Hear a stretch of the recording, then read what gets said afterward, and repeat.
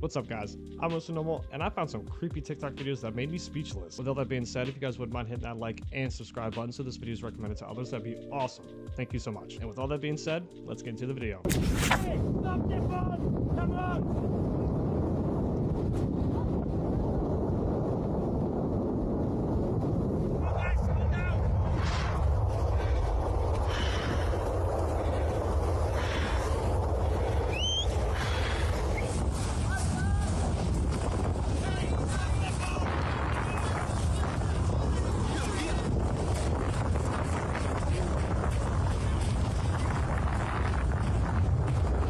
Come on! Come on!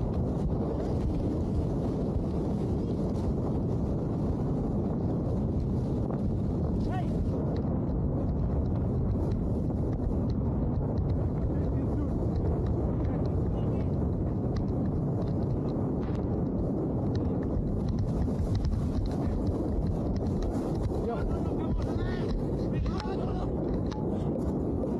I really hope nobody was injured from that. And dude, seeing how big that cloud was after that eruption just made me feel so small. And speaking of that eruption, if I was one of those people, I would be hauling butt down that hill. They were exploring the woods late at night when they see this. A man under the user Munra uploaded a haunting video where him and his friends were out late wandering the woods when they noticed this tall, slender-like human standing in an open field. Los ojos, güey.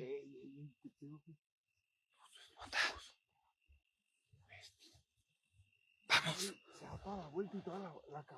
La cabeza se da la vuelta, si es cierto, Ruso. Toda la voltea esa madre, mira. Se está moviendo, dale, en chinguiza, güey. En chinguiza, güey. ¡Ey! No mames. ¿Qué pedo, güey? Güey, está de un puto lado, está de otro, güey. ¿Dónde está, güey? Su perra madre. The boys decide to rush whatever this is, but as they do, they notice it's now standing behind them. The figure begins to walk into the woods. As the boys try and catch up, they find it already vanished into the trees. The boys have no idea what they saw that night and think they might have encountered an alien somewhere in the woods of Mexico. But let me know your thoughts on this one. Look, if I can't identify this thing, I'm not gonna go running towards it. I'm gonna get my picture and or video from a safe distance. And I'm just saying, it went from in front of you to behind you that fast. Yeah, I'm good. If something can move that fast, we don't need to be running towards it. What happens when you don't mitigate after a flood? I'm sorry, man, but you just cannot let this happen to your house. This is terrible. This TikTok that I got tagged in has to show the worst case of mold that I have ever seen, at least when it comes to a house that's not been abandoned for 20 years. As you guys can see, the mold is so bad that this ceiling fan is completely drooped, and we can even see small mold specks in the back on all of the walls. Now, this type of mold is very consistent with flooding. If your house floods and you don't properly clean it up, mold is going to show up no matter what you do, and you're going to be looking at tens of thousands of dollars, if not more, down the drain. So, if your house does flood, make sure that you do these steps right here. You can pause the video just in case, and do it as soon as possible. Also, if you really want to mitigate risk, just call in some professionals to help you clean it up and prevent the mold from taking root. Based on what we're seeing here, pretty much all of these walls will have to be replaced. Not to mention, you're going to have to live in a different place while they're fixing this. All around, just a huge headache. Forget living in another place for a little bit. Buy another place. Sell this house. Never come back to it. Oh my god. I don't think I've ever seen a sad ceiling fan before. This whole place needs to be bulldozed. A lot of people ask me, Susan, how do you get in and out of your house if there's bears there? Well, I just parked my car at the end of my driveway. And I see a bear. Whoop, I see.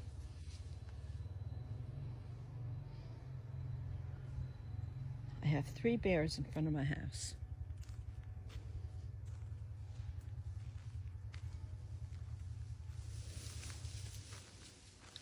And this is how I go to my house. No. When I walk, they ignore me.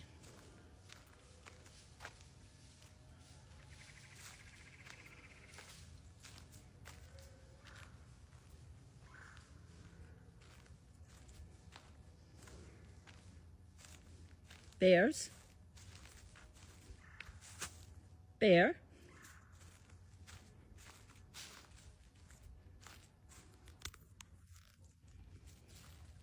There's my house, my driveway, and a bear. Ma'am, go inside. To my house. And friends, this is how it's done.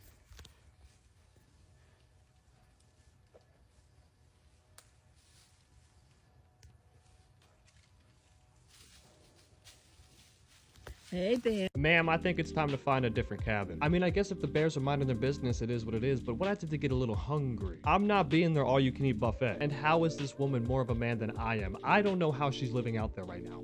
This is Dan Bell, is a YouTube channel that focuses on exploring dilapidated buildings, ranging from abandoned malls, motels, and even asylums.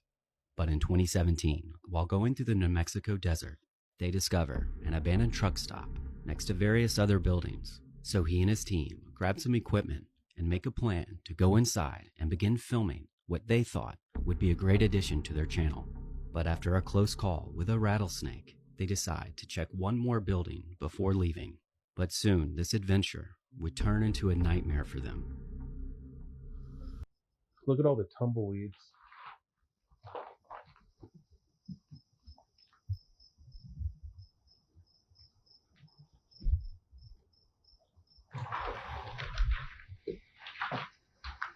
Wood floors.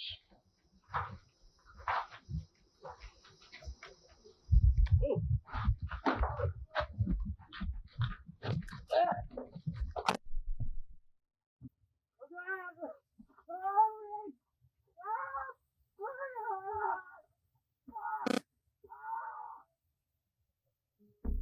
You see, walking into this building, they actually stumbled into the territory of the Africanized honeybee, otherwise known as the killer bee.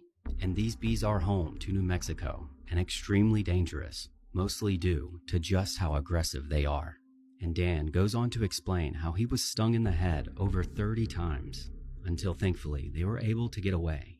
But if you ever catch yourself in this situation, make sure you run, and make sure you cover your neck and head, because if stung in the neck, it can cause trouble breathing. And try to put as many walls or doors in between you and the bees. Lastly, if you ever hear that low humming noise, slowly back away, because these bees don't need a reason to attack you.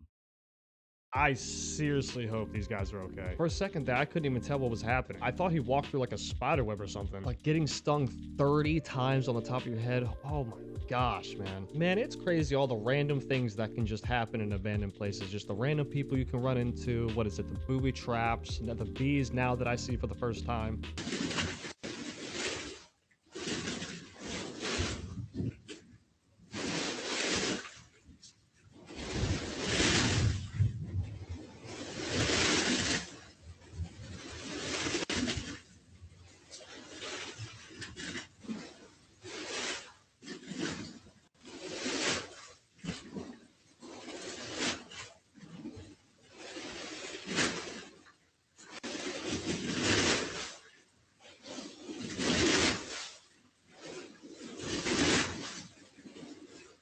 Okay, so this dude's shop is obviously over the water, but how over the water are we talking? Like, is this on a pier or something? The water's like really high right now? Like, what's going on? Hopefully this man was able to get all of his merchandise out before it gets destroyed by the water. Have you guys heard of the Stargate Project? The Stargate Project is different than Project Stargate? It is. The Stargate Project, they are building the largest AI data center in the world right now in Texas. Right, yeah. OpenAI. It takes up like 1,200 acres or something. It's going to contain 400,000 GPU chips. I'm like, why are you guys naming it Stargate? But apparently, occult symbolism of the Stargate often refers to a gateway between the physical and spiritual realm, a connection to higher intelligence, divine beings, or even fallen angels. And so the conspiracy, naming it Stargate, is that AI could become the channel for disembodied entities. What does that mean? Demons, Like, yeah. Everything we talked about AI being like, it's an ancient thing, but now they're building the largest data center for AI to be able to power 100-fold of what AI can do now. I guess I still just don't understand how it just can't be turned off.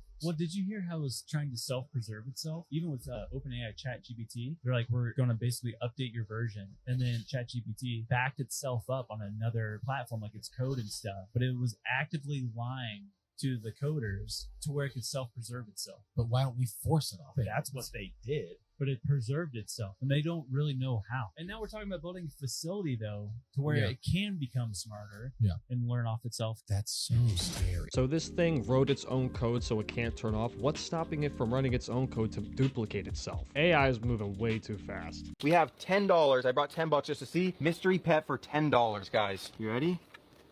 Oh, that works. Alrighty. $10 right there. Oh, it's making noise. oh, it's working. Anything? Oh, look at that. Something popped out of it, guys. It says will bite, and on this side, live animals, this side up. So, what is inside of it? Ready? Oh! What the heck? Hi. It's a little frog. Oh. It's a little frog. We need to get this vending machine back to the Raw fam so we can start saving all of the animals out of this machine. So we threw the vending machine in the back of my truck, and we started driving all the way back over to my house. All right, guys, so we just got over here, and this is our vending machine. Oh! Did you hear that? Dude, what was that? Did you hear that? And because the animals were starting to get angry, we grabbed the vending machine and we brought it over to the spot and plugged it in. All right, there we go. Awesome. Oh. Yeah, it's working. Nice.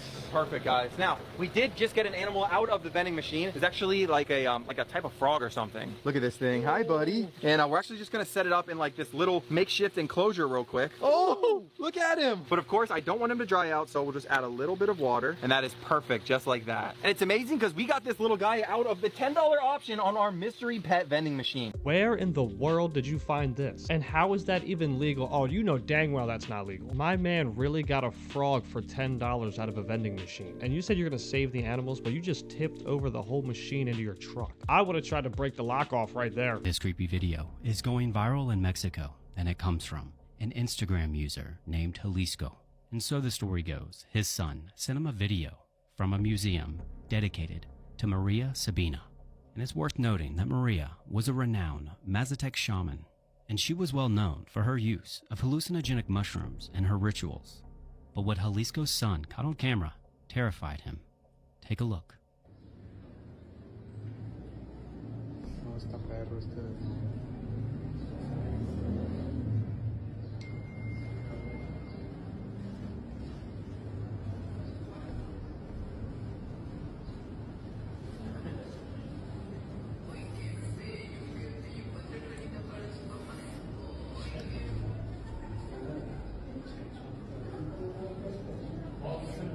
¡Ay, hijo de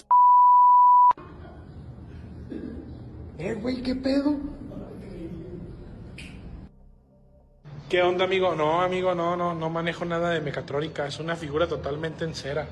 Mira, es una pieza total, rígida, no se puede manipular. Te digo, no tiene nada. Te digo, mira, te muestro. No hay cables, no hay nada, no es un robot. Es una figura totalmente en cera. Now, many commenters were quick to mention that it wasn't only her head that moved, and that when replaying the video, you could see her eyes and hands move. We have breaking news, and yes, this is real. Scientists are quietly warning that 3 massive city-killer asteroids could be on a collision course with Earth, and most people have no idea. A new study reveals that asteroids 2020 SB 524522 and 2020 CL1 orbit near Venus, hidden by the sun's glare, making them nearly invisible to Earth's telescopes. These space rocks are massive, big enough to wipe out entire cities and unleash a blast 1,000,000 times stronger than the Hiroshima bomb. Here's where it gets unsettling. If one were headed our way, we'd only have 2 to 4 weeks notice. Not nearly enough time to launch a deflection mission, which usually takes years. Researchers admit that our best shot at spotting these hidden threats is a dedicated space mission near Venus. But so far, there's no sign of urgency from the global powers. So the question is, why aren't we hearing more about this? And if the clock is ticking, are we even prepared? Sometimes the real danger isn't what we know,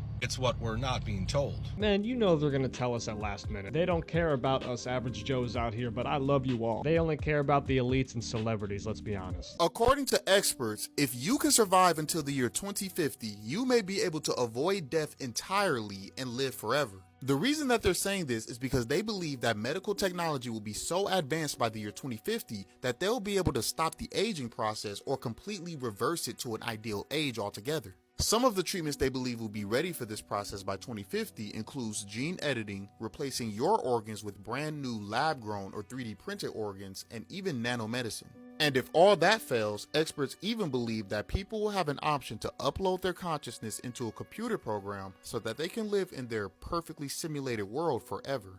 Now, to me, it seems like all of this is just leading to the end times beast system. The idea of humans combining with technology is being pushed heavily recently, and I believe technology will be a key component in people receiving the actual mark of the beast on their forehead or arms. I'm not gonna lie, living forever sounds pretty cool, but having a 3D printed liver, I don't know about that. Also, you can also choose to reverse your age or upload your consciousness to a computer chip, so people could just choose to be superhuman. Yeah, I definitely don't see anything wrong with that.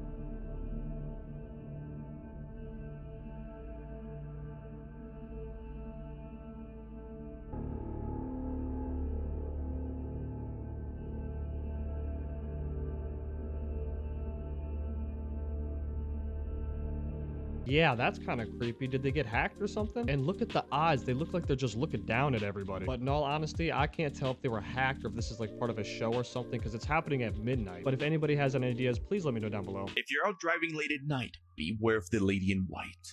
A truck driver from Mexico was driving down an isolated road by himself late at night when suddenly, from the pitch dark night, from a distance, he sees something standing in the middle of the road.